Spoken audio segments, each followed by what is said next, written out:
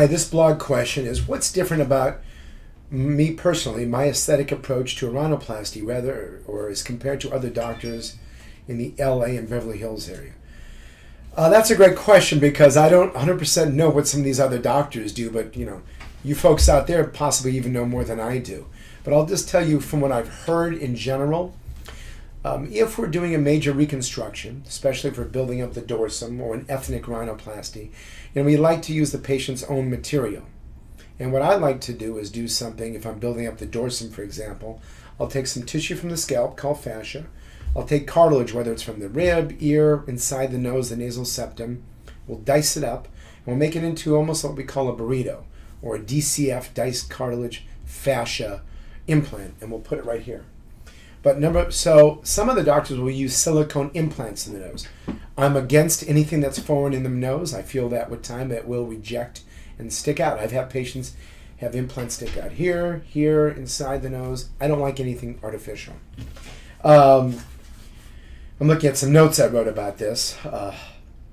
And by the way, with using synthetic implants, called an allograft, there's a heavy risk of extrusion, infection, deviation of the implant. And one of the things, too, that I really try to do is I focus on the actual patient's, ethnicity, the facial features. I listen to the patient to really hear what they want. Sometimes I can't give them what they want, or I disagree with what they want. So it's really, really important to make sure you know what you're doing and to make sure the patient understands exactly and have great realistic expectations. It's important. Other doctors probably do that, but I'm just giving you some of my thoughts. This is actually something that I do want to say it's probably different since I'm a revision rhinoplasty specialist. So a patient goes in for rhinoplasty.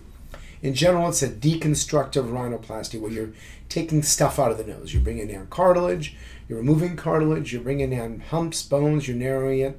The problem with doing that, if you don't make the smaller structures of the nose stronger, it will collapse.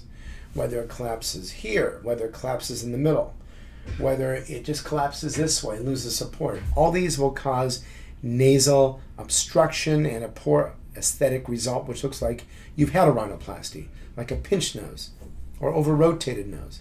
So I take this into account when I'm performing the first rhinoplasty so that hopefully these issues won't occur. Hope that helps. Thank you so much.